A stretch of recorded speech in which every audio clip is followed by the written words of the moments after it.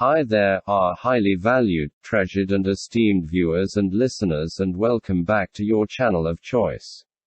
This video I am about to present was compiled by Dr. Nath Arawa, a clinical pharmacist by training and profession who is the founder of Progressive Pharmacotherapy Consultants, the premier virtual clinical pharmacy institute for capacity building for healthcare workers.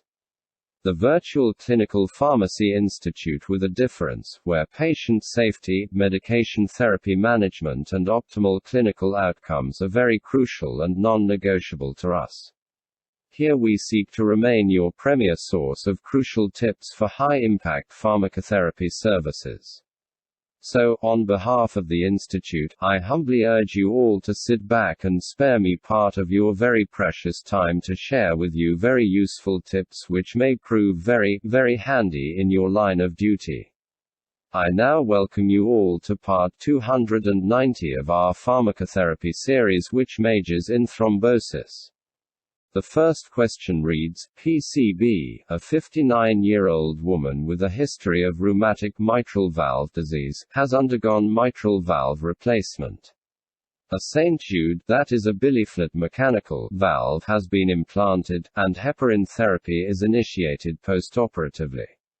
So my question to you is, does PCB require continued anticoagulation with warfarin?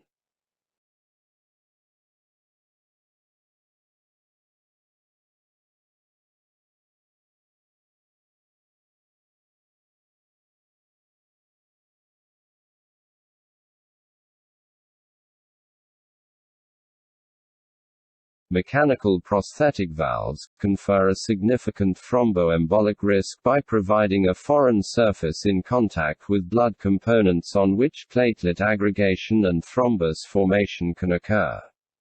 Valvular thrombosis can impair the integrity of valve function and can lead to embolization with systemic manifestations, including stroke. The incidence of thromboembolic complications depends on the type of artificial valve, caged ball, Starr-Edwards, greater than tilting disc, Medtronic Hall, York-Shelley, greater than biliflet, St. Jude, as well as the anatomic position of the replacement, dual valve replacement, greater than mitral, greater than aortic. Long-term anticoagulation is required in patients with mechanical valve replacement because it significantly reduces the risk of stroke and other manifestations of systemic embolization. Trials comparing different intensities of oral anticoagulation with warfarin in mechanical valve replacement helped identify the intensity of anticoagulation that protects against thromboembolic risk, while reducing the incidence of hemorrhagic complications. Patients with a mechanical aortic valve replacement, abbreviated as AVR, using St. Jude biliflet or tilting disc in the aortic position should receive long-term anticoagulant therapy with warfarin to a target INR of 2.5 in the range 2 to 3. For all other mechanical valve types in the aortic position, and for any mechanical mitral valve replacement, abbreviated as MVR, chronic warfarin therapy with a target INR of 3.0 in the range 2.5 to 3.5 is recommended.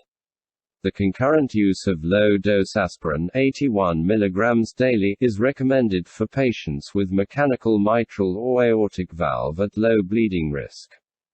In 2012, the REALIGN trial was halted early after demonstrating a significant increase in thromboembolic events such as valve thrombosis, myocardial infarction, transient ischemic attack and stroke, as well as significant increase in bleeding when taking dabigatran versus warfarin in patients with mechanical prosthetic valves. Based on these results, as well as case reports reporting valve thrombosis following transition from warfarin to dabigatran, the FDA issued a MedWatch safety alert recommendation that dabigatran should not be used in any patient with a mechanical heart valve. Subsequently, dabigatran's product information was also updated to include this contraindication. Based on the results of this trial, it is unlikely any other direct oral anticoagulant will be tested in the population. Thus, all direct oral anticoagulants should not be used in patients with mechanical prosthetic valves. Therefore, PCB would be required to continue warfarin indefinitely to reduce the risk of stroke and other systemic embolism. The next question reads, PEF, an 82-year-old woman with a history of symptomatic aortic stenosis, has received a bioprosthetic, that is mammalian, aortic valve replacement. Is anticoagulant therapy required in PEF?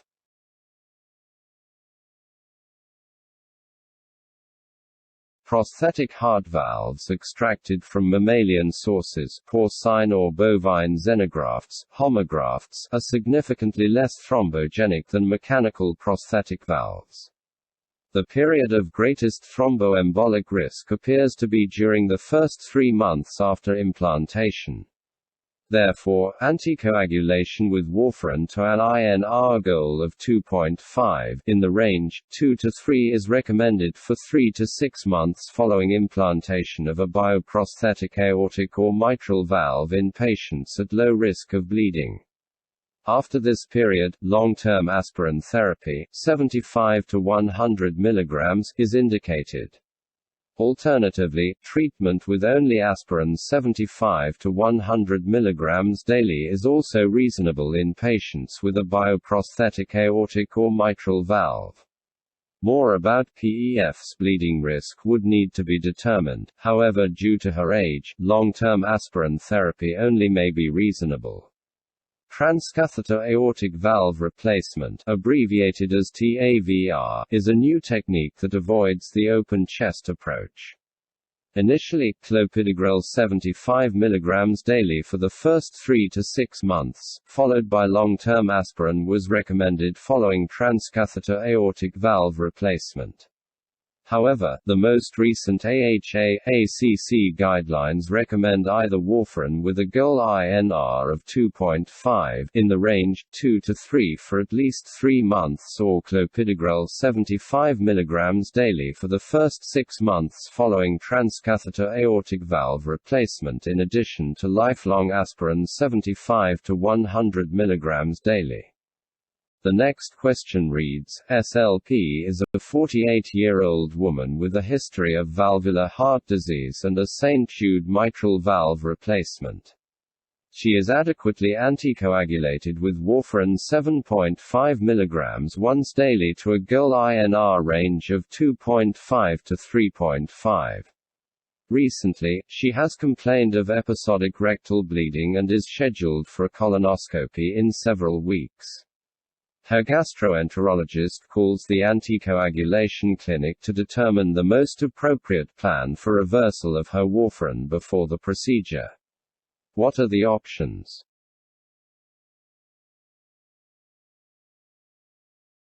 When an invasive procedure is planned, it is often necessary to reverse the effects of warfarin to minimize the risk of bleeding complications associated with the procedure, which can be worsened by the presence of an anticoagulant. It can take several days for the anticoagulant effect of warfarin to be reversed after discontinuation of the drug, but in that period of time, a patient may be at risk for thromboembolic complications associated with anticoagulation. Bridge therapy is the term that refers to the use of a relatively short-acting injectable anticoagulant, unfractionated heparin, low molecular weight heparin, as a substitute for warfarin before and immediately after an invasive procedure to shorten the period of time a patient is without any anticoagulation. Because unfractionated heparin and low molecular weight heparin have shorter elimination half-lives than warfarin, they can be stopped just before the invasive procedure without increasing the risk of bleeding associated with the procedure. The last dose of low molecular weight heparin and subcutaneous unfractionated heparin should be given at least 24 hours before the scheduled procedure, whereas IV unfractionated heparin infusions are discontinued 6 hours before the procedure. The timing of the last dose of low molecular weight heparin may need to be extended based on a patient's renal function because it is renally eliminated. Because of their faster onsets of effect, these agents are resumed after invasive procedures once hemostasis is achieved to establish an immediate degree of anticoagulation.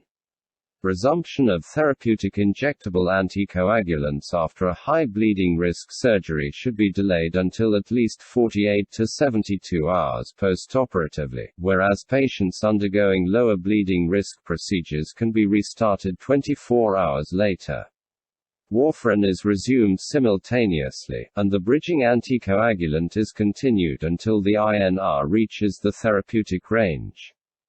Current guidelines for bridging are based on the results of case series, observational studies, and non-randomized trials involving patients with various indications for anticoagulation, including valve replacement. The decision to use bridging depends on the risk of bleeding associated with continued anticoagulation for the surgery or procedure to be performed and on the risk of thromboembolism associated with under-anticoagulation in the patient in question. Recently, a large registry called the Outcomes Registry for Better Informed Treatment of Atrial Fibrillation, abbreviated as ORBIT-AF, included patients with atrial fibrillation that underwent temporary interruption of oral anticoagulation therapy and showed that bridging was associated with higher risk of bleeding and adverse events. 146 Shortly after, the interim results of the BRIDGE trial, an abbreviation for bridging anticoagulation in patients who require temporary interruption of warfarin therapy for an elective invasive procedure or surgery, that randomized patients with atrial fibrillation to receive bridging therapy with low molecular weight heparin or placebo showed similar findings to the ORBIT-AF registry. The study showed no difference in the rate of arterial thromboembolism between the bridging and non-bridging group. However, the bridging group showed significantly higher rates of major bleeding. The mean CHADS2 score was 2.3 and patients with mechanical heart valve or stroke, systemic embolism, and transient ischemic attack within the previous 12 weeks were excluded from the trial. Major surgical procedures associated with high rates of arterial thromboembolism and bleeding were also underrepresented.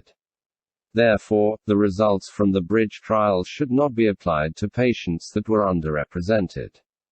Individualized risk assessment and bridge therapy planning are necessary for each patient who may require temporary discontinuation of warfarin. High-risk and moderate-risk patients typically receive bridge therapy if warfarin needs to be withheld, whereas in low-risk patients, warfarin is simply withheld before the invasive procedure, without the need for bridging.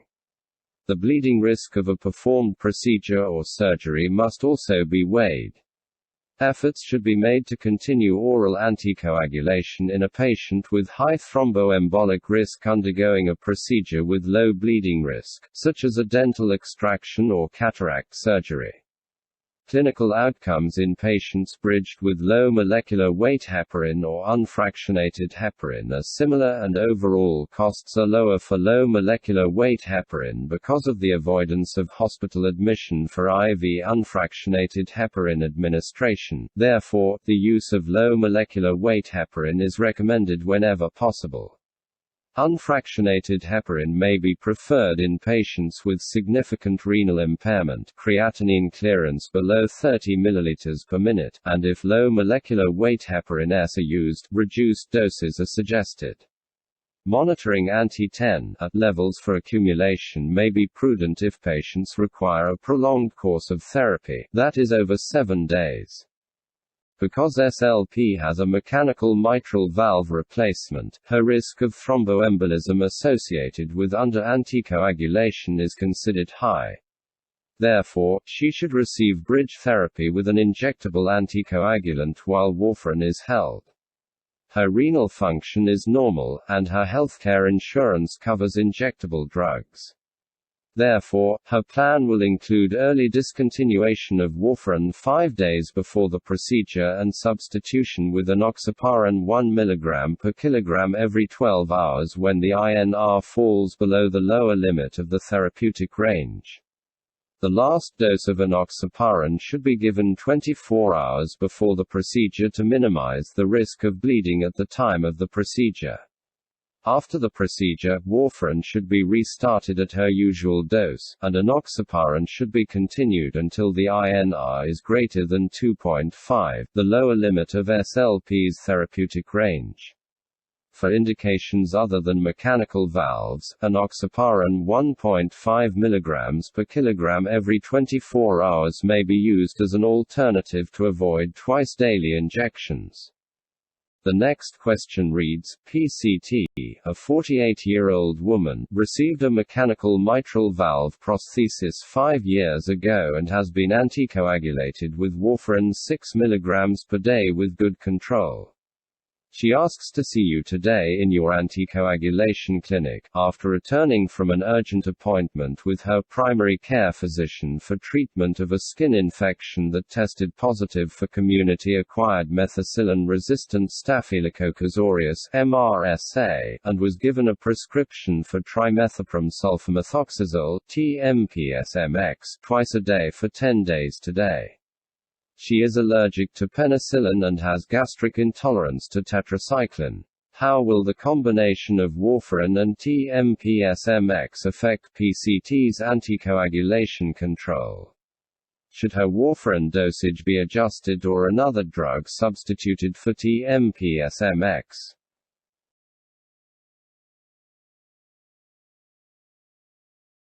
Drug interactions with warfarin occur by a number of different mechanisms and can have a significant impact on the anticoagulant effect of warfarin.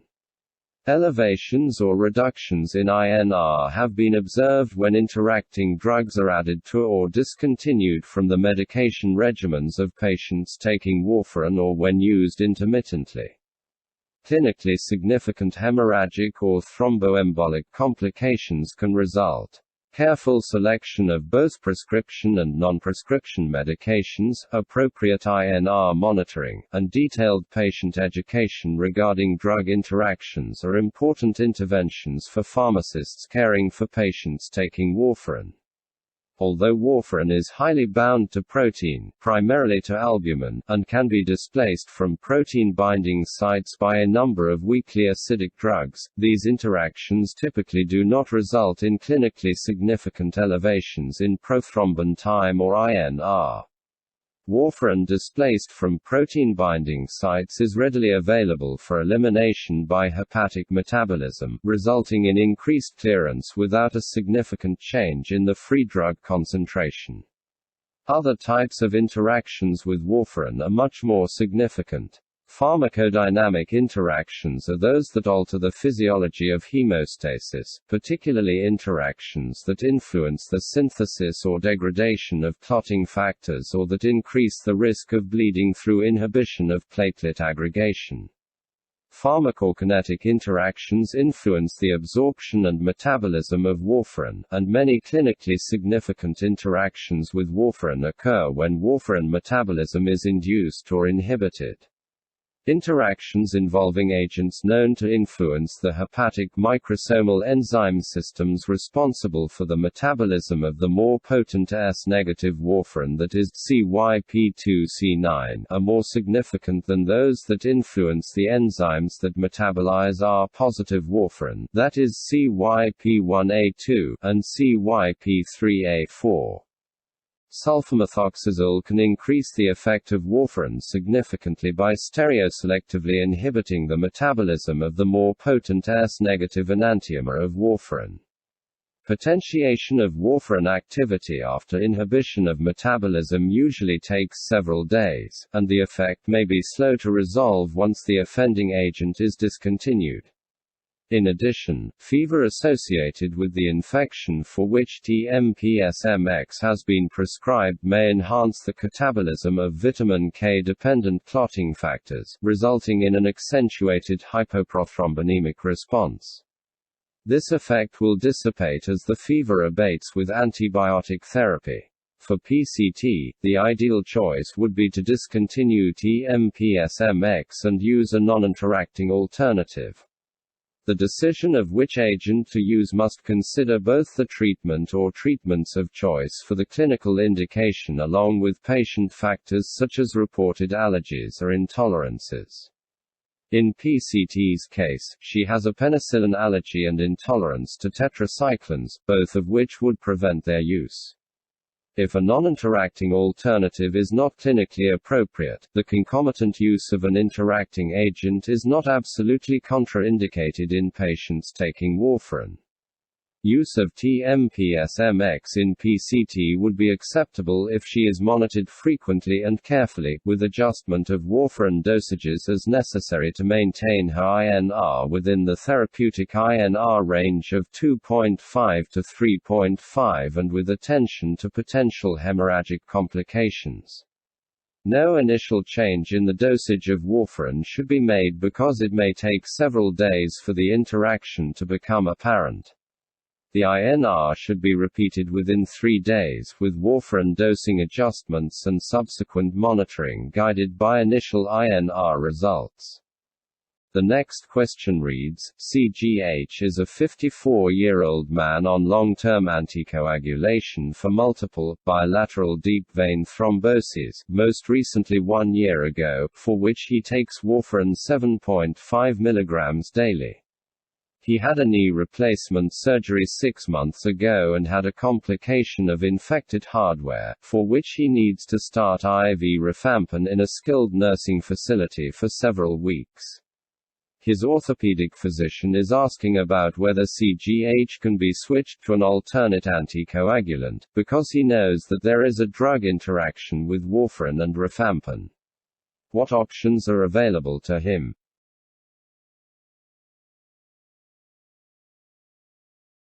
Although the direct oral anticoagulants are less prone to drug interactions than warfarin, all of them are P-glycoprotein substrates and can have their concentrations reduced by rifampin, which is a strong P-glycoprotein inducer.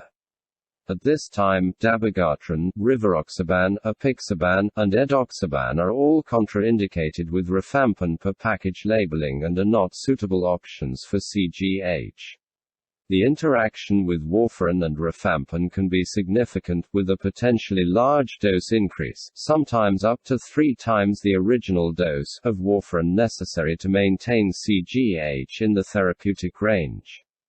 If CGH is in a facility where his INRs can be measured frequently, such as every few days, it may be appropriate to maintain him on warfarin while continuing the rifampin, until the degree of the interaction can be detected, and a new stable dose can be determined. Alternatively, if CGH is receiving the antibiotics at home, it may be appropriate for him to acquire a home INR meter and perform warfarin self-testing of his INRs. It has been shown that individuals performing patient self-testing, almost all testing weekly, had better time in therapeutic range, abbreviated as TTR, than those who underwent in-clinic testing every 4 weeks using high-quality anticoagulation management. A sub-study of this trial also showed that individuals on chronic anticoagulation who perform self-testing more often, i.e., weekly or twice weekly, had a modestly higher time in therapeutic range compared to monthly testing. The costs of the self-testing meter and supplies are often covered by the patient's insurance. However, sometimes the poor reimbursement for managing anticoagulation services this way can limit providers' willingness to offer patient self-testing. If reimbursement is not a concern, such as in a closed insurance system, then patient self-testing can be a way to empower patients to take more control of their warfarin management and reduce the burden of INR monitoring. Low molecular weight heparin, unfractionated heparin, and fondaparinux are also reasonable options for CGH to use, especially if his INRs cannot be stabilized while receiving the rifampin. However, again, there could be barriers to self-injection and insurance limitations that may make it difficult to continue these agents for a prolonged length of time. The next question reads, can CGH return to using his ibuprofen for pain control?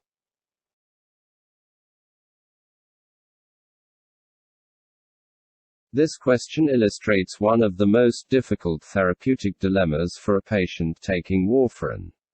All NSAIDs have the potential to cause gastric irritation by inhibiting cytoprotective prostaglandins, thereby providing a focus for GI bleeding.